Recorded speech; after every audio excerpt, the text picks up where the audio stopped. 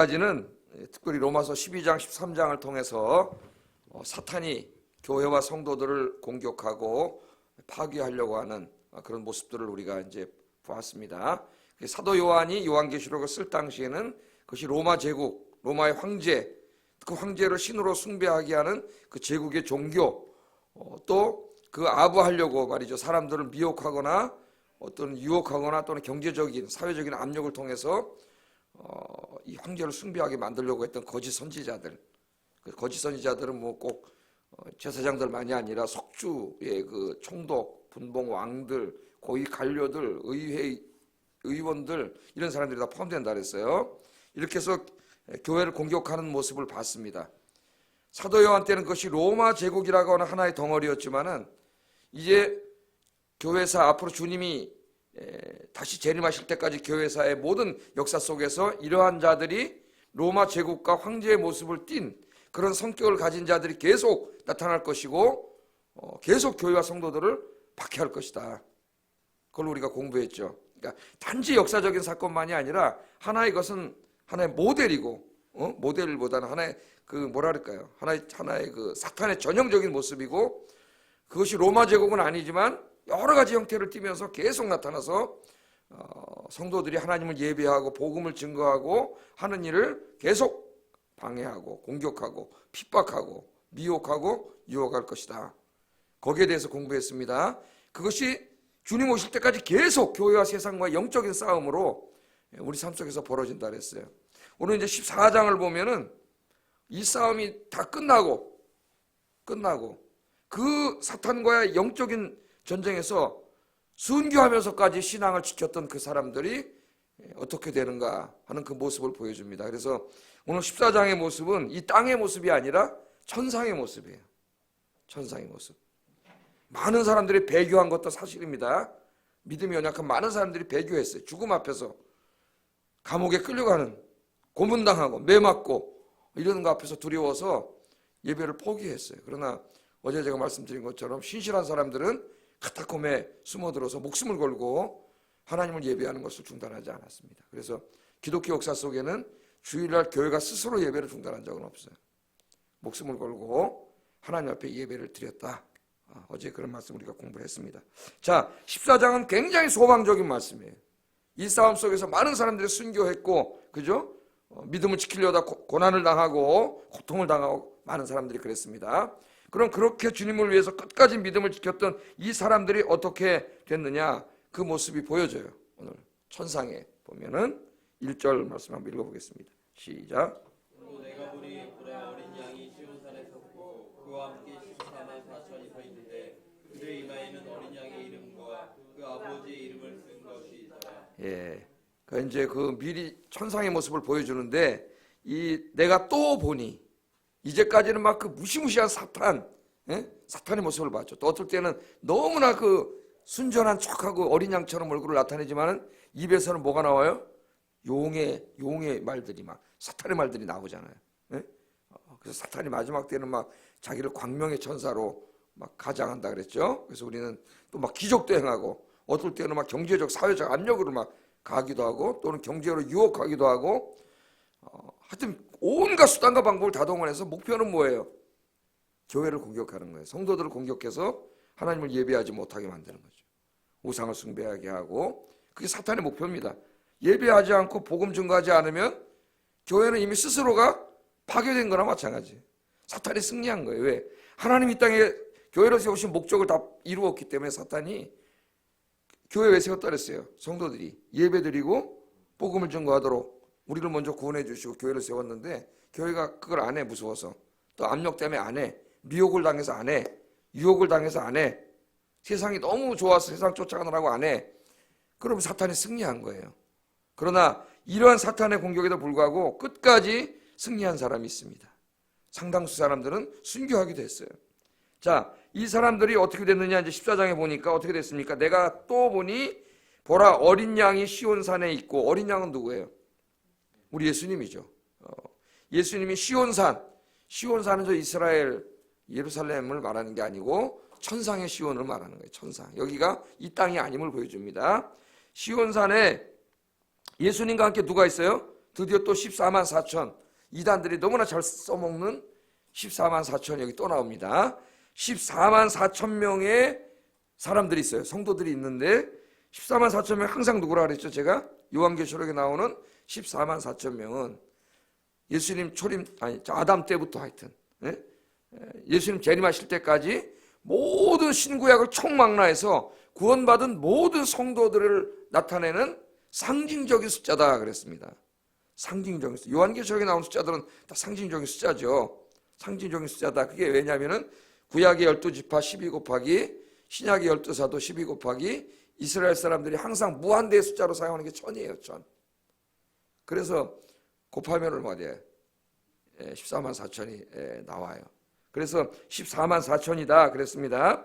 자, 이것은 구원받은 모든 성도들을 말하는 것인데 이만희가 엉뚱하게 그게 누구라 그래요? 신천지. 가만히 읽어봤더니 오늘 저 나와서 설교하는 나 같은 목사는 이 양들을 미혹하는 사탄의 무리더라고. 나는 사탄의 무리. 여기 미혹당한 무리들이고 진행만 14만 4천 명이라서 구원받는다. 그리고 지금 또 넘었다 그랬잖아요. 한 30만 된다 그랬잖아요. 그러니까 이제 거짓말 또 줘가지고 다 구원받는 게 아니라 열심히 예배드리고 진해한테 와서 이런 예배 전도한 사람. 그래서 그렇게 열심히 전도하는 거예요. 거기만 구원받는다 그러니까 사람들이 두려움에 빠졌어요. 지옥 간다 그러니까. 이 세뇌교육, 두려움으로 세뇌교육을 시키는 게 사실은 가장 효과적입니다. 인간이 왜 약해요. 그리고 거기에 또 누가 역사해요? 그 말을 들을 때 미혹의 영인 사탄이 역사하기 때문에 그 똑똑한 사람들이 속는다니까요. 우리가 들으면 말도 안 되는 소리를 하잖아요. 그런데 그 미혹의 영이 들어가면 속아요. 어제 제가 얘기했죠. 판사가 보이스피싱 당했다고. 우리나라에 제일 똑똑한 되는 판사가 보이스피싱으로 사기치는 사람들 잡아놔야 될 판사가 보이스피싱을 당했다니까. 사기당할 때는 확 뒤집어 씌우는 거예요. 뭐가. 똑똑한 사람도. 자, 여기 14만 4천을 구원받은 모든 성도들이죠. 오늘 새벽에 나와서 기도하는 여러분들, 주님을 진심으로 섬기는 모든 분들일 줄로 믿습니다. 그게 14만 4천 명이 여기 있어야죠. 우리 가수, 옛날에 그 조용남 이런 사람들이 가수들 있잖아요. 그 사람들이 나와서 막 옛날 그 미국 팝송을 번안해서 노래를 많이 불렀는데 그 중에 하나가 이제 Oh when the saint 이런 노래, Oh when the saint 이 노래 있잖아요. 그걸 우리가 유행가로 막 그 사람들이 불렀지만은 사실은 흑인 연가고 그게 복음송입니다. 그 가사가 Oh when the saint go marching in. 그러니까 뭐야? 성도들이 천국을 향하여 행진에 들어갈 때 그 말이에요. Oh when the saint go marching in. Oh Lord 그러잖아요. 오 주님, I want to be in that number. 내가 그 성도들 가운데 있기를 원합니다. 굉장히 은혜스러운 찬송가인데 그냥 사람들이 뭣도 모르고 예수 안 믿는 사람들도 그 사람들을 그냥 따라서 Oh when the saint, Oh when the saint, Oh when the saint go marching 이러는데 굉장히 이게 경건한 찬송이에요. 여기들이 그 옛날에 막 백인들한테 고통당할 때 그때 그 힘들잖아요. 그때 부르던 찬송이에요. 성도님들이 천국을 향하여 행진해 갈 때 여기 성도들 14만 4천 명 들어갈 때 내가 그 가운데 있기를 원합니다. 그 가운데 없으면 안 되잖아요. 여러분 찬송 부르셔도 됩니다. 찬송이나 마찬가지. 노래 잘 부르세요. When the saint 불러도 유행가 부르는 게 아니에요. 그 얼마나 그 경건한 찬송입니까? 내가 주님 그 천국의 성도들 14만 4천 명이 있기를 원합니다. 이렇게 기도하는 내용이에요. 여러분들 이렇게 기도하고 찬송하시기 바랍니다. 자, 그런데 이 사람들의 이마에 뭐가 있어요? 어린 양의 이름과 아버지의 이름. 이게 뭐예요? 하나님의 인치심이라 그랬죠. 인치시는데 하나님 너는 내 소유야, 내 백성이야, 내 자식이야. 말로만 하신 게 아니라 우리 눈에는 안 보이지만은 어린 양 예수님의 이름과 하나님의 이름이 여기 써 있다는 거예요. 믿는 사람들에게는. 우리는 몰라요 서로가. 그러나 마귀는 다 본다 그랬죠. 제가 몇 번 얘기했습니다. 진짜 귀신은 다 안다고. 그래서 진짜 성도인지 가짜 성도인지는 무당이 더 잘한다 그랬어요. 무당이. 신내림 무당, 가짜 무당 말고 진짜 신내림 무당은 다 보면 안다 그랬어요. 왜? 너 가짜지 그런다 그랬죠. 어떤 탤런트가 간증해 드렸잖아요. 그 사람 간증에 나오는 얘기예요. 교회 다니는 사람이 점은 왜 보러 가 또. 점치러 친구 따라갔더니 무당이 딱 보더니 너 교회만 왔다 갔다 하지 그러더래요. 교회만 왔다 갔다 하지. 깜짝 놀랐더니 교회만 왔다 갔다 하지. 아이고 무당한테도 무시당하는 그리스도인이지. 그 회개했답니다. 나 진짜 무당도 나를 무시하는구나. 여러분들은 진실한 그리스도인인 줄로 믿습니다.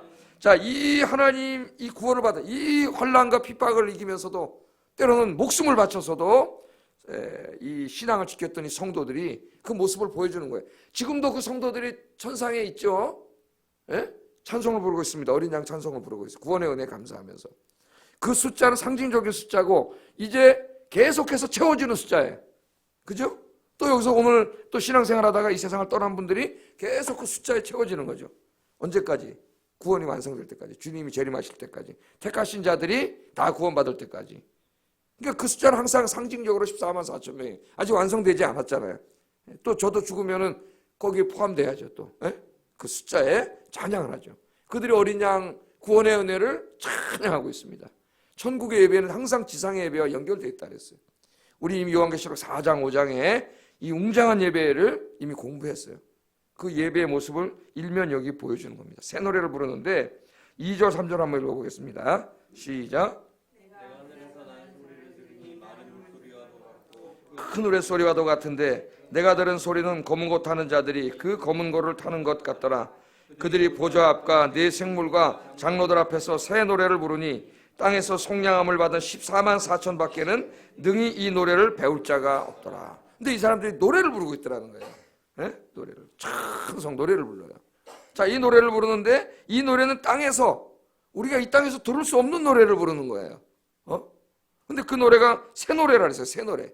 새로운 노래 성도들이 부르는데 마치 뭐라 그랬습니까? 검은 고 타는 자들이 그 검은 고를 타는 것 같더라.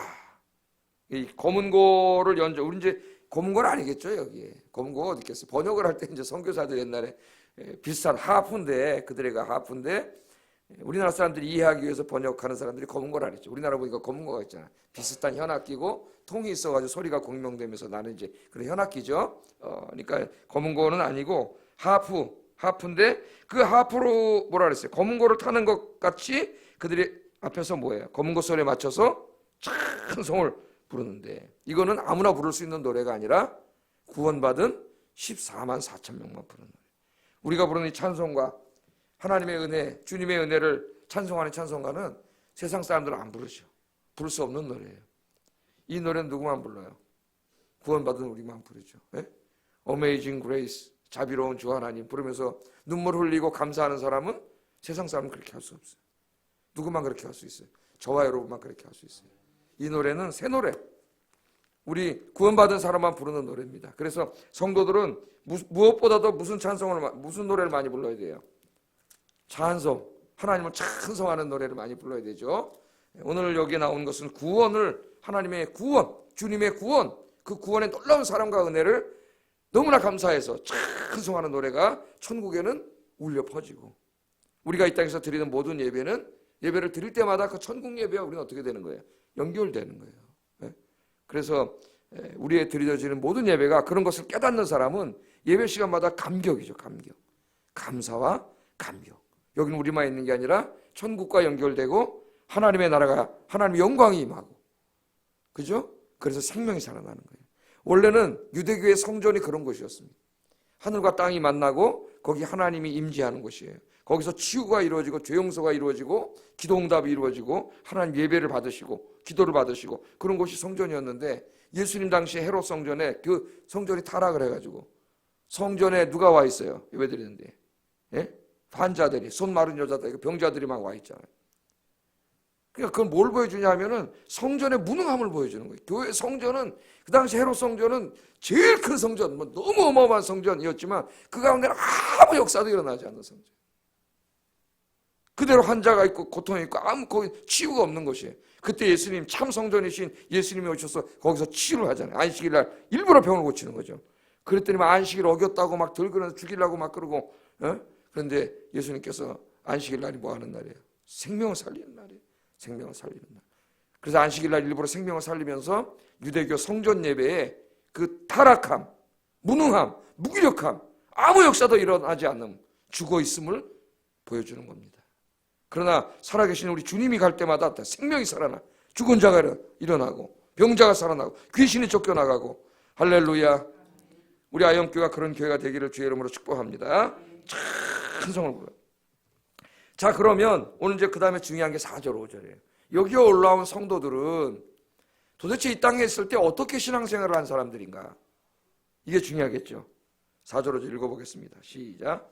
이 사람들은 여자와 더불어 더럽히지 아니하고 순결한 자라 어린 양이 어디로 인도하든지 따라가는 자며 사람 가운데서 성령함을 받아 처음 익은 열매로 하나님과 어린 양에게 속한 자들이니 그 입에 거짓말이 없고 흠이 없는 자들이더라. 여기 보면은 이 사람들이 이 땅에 있을 때 그 환난과 핍박 가운데서도 그 미혹 가운데서도 어떻게 살았는가가 나옵니다. 첫째는 어떤 사람들이라 그랬어요? 예? 여자로 더불어 더럽히지 아니한 사람, 그렇게 말합니다. 이 사람들은 여자로 더불어 더럽히지 아니한 사람. 여자로 더불어 더럽히지 아니한 사람이 누굴까? 학자들이 또 몇 가지를 한번 생각을 해봤어요. 생각을 해봤는데 어떤 사람들은 이 14만 4천 명을 영적인 엘리트 그룹, 그게 신천지는 지대가 엘리트 그룹이니까 엘리트 그룹이라고 해석을 했습니다. 그래서 이 사람들은 14만 4천 명은 오직 예수 그리스도만을 섬기기 위해서 진짜 문자적으로 결혼하지 않고 독신으로 산 사람들을 말한다는 거예요. 그럼 교회사에 보면 그 오리겐 같은 사람들은 일부러 자기가 고자가 돼가지고 그 정욕을 이기기 위해서 자기 인생을 다 하나님을 위해서만 오지, 예? 바쳤던 그런 사람들 얘기하면서 그런 사람들이라 그러는데 이건 좀 말이 안 되는 것 같아요. 제가 볼 때. 왜냐하면 또 성경에서 가르치는 결혼관하고 맞지가 않아요. 결혼은 무슨 타락한 자들이 하는 게 아니고 하나님의 창조의 질서예요. 결혼을 해야 생육하고 번성하여 땅에 충만하라는 창조의 원래 명령이 이루어집니다. 그죠? 그러니까 결혼은 나쁜 게 아니에요. 그래서 이건 전체가 맞지가 않아요. 성경하고. 그러니까 성경을 이해할 때는 전체 66권하고 다 맞아야지 어느 특정한 한 구절을 지 멋대로 해석하면 안 된단 말이에요. 그 사람 해석한 게 성경 66권의 전체 사상과 맞느냐를 점검을 해봐야 돼. 안 그러면 이만희나 똑같아져요. 나머지 성경하고 하나도 안 맞는데 지 멋대로만 해석을 하잖아요. 예? 근데 미혹의 영이 역사하면 그게 진짜 같대잖아요. 그게. 이 교회는 다 틀렸고 교회는 다 지옥 갈 사람들로 보인대잖아요. 참 사탄이 그렇게 역사하는 거죠. 또 어떤 사람들은 이걸 비유적인 것으로 해석해가지고 여자로 가까이 하지 않은 자, 간음을 하지 않은 자들, 그러니까 즉 성적으로 문란하지 않고 깨끗한 삶을 살았던 사람들, 그렇게 문자적으로 해석합니다. 비유적으로. 그것도 아닌 것 같아요. 예? 그런 사람들만 구원을 받나요? 예, 어떤 학자들은 상징적으로 이것을 해석해가지고 이것을 영적인 순결로 이해합니다. 이게 이제 맞는 거죠. 여자로 더불어 더럽히지 않았다는 말은, 왜냐하면 성경을 읽어보면은 이 구약에 보면 하나님께서는 이스라엘을 처녀로 은유해서 많이 말씀을 하셨죠. 예를 들면 이스라엘은 시온의 처녀 딸이다. 열왕기하 19장 21절, 에스더 2장 13절 그렇게 불렀고, 또 예레미야 18장 23절, 아모스 5장 2절에는 처녀 이스라엘 이렇게 불렀어요. 하나님이 이스라엘 백성들을. 그러나 이스라엘 백성들이 우상 숭배에 빠졌을 때는 그들을 창기와 노란한 자로, 예레미야 3장 6절, 호세아 2장 5절, 특별히 호세아서는 전체가 다 그렇게 얘기하고 있죠. 창기와 노란한 자, 고멜과 같은 사람, 그렇게 얘기하고 있지 않습니까? 그러니까 여기는 뭐냐면 이 말씀은 또 신약에서 또 고린도 후서 11장 2절에 바울이 고린도 교인들에게 뭐라 그래요? 내가 너희를 정결한 처녀로 그리스도께 중매하려고 한다. 거기서 목회의 목적이 뭔가를 우리에게 가르쳐줘요. 정결한 처녀로 여러분들을 그리스도께 중매하게 한다는데 무슨 남자 성도도 많은데 정결한 처녀, 문자가 말이 안 되잖아요. 예? 그리고 결혼하신 분도 많고 다 결혼하셨는데 무슨 정결한 처녀로 해? 그게 영적인 의미죠. 정결한 처녀로 그리스도께 중매한다는 건 뭐예요? 영적으로, 신앙적으로 세상에 물들지 않고 죄짓지 않고 정말 영적으로 깨끗한 사람을 만들어서 주님 앞에 데리고 가는 게 목사의, 목회의 사명이라는 걸 가르쳐주는 거예요. 네가 할 일이 그거다. 목사한테. 성도들이 정말 예배드리고 기도하고 말씀대로 순종하고 말씀대로 살고 전도하고 주님 위에 섬기고 그렇게 살다가 하나님 앞에 갈 수 있도록 그게 중매하는 거죠. 그렇게 하는 게 목회의 목적이다. 그걸 가르쳐주는 거예요. 그래서 여기 여자로 더럽히지 않았다는 말은 이것은 영적인 의미로 어떤 환난과 핍박 속에서도 미혹 속에서도 유혹 속에서도 쓰러지지 않고 끝까지 믿음의 정절을 지켰다는 겁니다. 그 요한계시록 전체 사상하고도 맞죠. 여러분들 그런 사람들이 지금 천상의 하나님 나라 낙원에 가 있는 거예요. 우리의 삶이 그렇게 되기를 주의 이름으로 축복합니다. 자, 두 번째는 어린 양이 인도하는 대로 순종하며 따라간 사람들이라 그랬죠. 어린 양이 인도하는 대로 순종하며 따라간 사람들. 그러니까 자기 멋대로 살지 않고 주님이 걸어가신 그 길, 그 십자가의 그 길을 따라간 사람이에요. 세상 사람들이 가는 길로 가지 않고 오늘도 주님이 걸어가신 그 길, 주님의 삶을 묵상하면서 그 길을 가는 거죠. 예? 사랑하고 용서하고 하나님 나라 복음을 전하고, 그죠? 그 길을 걸어가는 거예요. 주님의 길. 그 사람들이더라 이거예요. 저기 있는 사람들. 그렇게 살았다는 거예요. 여러분도 남은 인생을 주님을 따라가시기 바랍니다. 나를 따르기를 원하는 자는 자기 십자가를 지고 나를 따르라 그랬어요. 주님이 가신 길을 따른 자들. 세 번째는 그 입에 거짓말이 없고 흠이 없는 자들이라 그랬어요. 그러니까 이것은 어떻게 보면은 도덕적, 인격적인 모습입니다. 이 땅에 살아갈 때 거짓말하지 않고 불의를 행하지 않고 말로 죄짓지 않고 어떻게 한 거예요? 입에 거짓이 없어요. 항상 정직하고 의롭고 거룩하게 살았다. 도덕적으로 윤리적으로도 한 사람의 인간적으로도 양심적으로도 성품에도 훌륭한 모습으로 살았다는 거예요. 신앙은 그냥 나 그냥 하나님만 바라보고 기도하고 살고 그냥 이 땅의 삶을 엉망진창으로 사는 게 아니죠. 진정으로 하나님을 섬기는 사람이라면 십자가의 길을 갈 뿐만 아니라 자기의 그 어떤 도덕과 양심의 문제에 있어서도 조금도 부족함이 없는 삶을 살아야 되는 거죠. 오늘 이 세 가지를 강조하고 있습니다. 그러니까 성도들이 단지 그냥 사탄의 싸움에서 이겼다 이렇게만 말하지 않고 그 이겼다는 의미가 뭐냐, 어떻게 살았느냐를 이 말씀 속에서 오늘 가르쳐 준 거예요. 왜? 누구를 위해서? 저와 여러분을 위해서 이렇게 살으라는 거죠. 예? 오늘 새벽에 오신 여러분들이 주님 오실 때까지 이렇게 정말 그 입에 거짓이 없고 흠이 없는, 그래서 주님 앞에 설 때 좀 더 흠이 없는, 부끄러움이 없는 그런 삶을 살아가도록 오늘 하루도 기도하고 애쓰는 여러분 되시기를 주의 이름으로 축복합니다. 오늘은 내가 빨리 했어요. 어제 너무 많이 했더라고 설교를. 10분을 일찍 끝냈잖아요. 기도하겠습니다. 말씀을 생각하면서 기도하겠습니다. 우리는 하나님께서는 우리에게 요한계시록 12장 13장의 모습을 보여주셨어요. 우리는 지금 영적인 싸움을 하고 있다. 사탄이 우리를 쓰러뜨리려고 온갖 수단과 방법을 다 사용하고 있다는 것. 14장에서는 그 싸움에서 승리한 성도들의 모습을 보여줬습니다. 그들이 어떻게 승리했는가도 가르쳐 주셨어요. 그럼 이제 답은 나왔죠. 오늘 말씀을 우리 마음속에 새기면서 어떠한 사탄의 환난과 핍박 속에서도 유혹 속에서도 미혹 속에서도 신앙의 정절을 끝까지 지키고 주님 걸어가신 십자가의 길을 걸어가고 도덕적으로 윤리적으로도 점도 없고 흠도 없는 그런 삶을 살게 하소서 기도하겠습니다.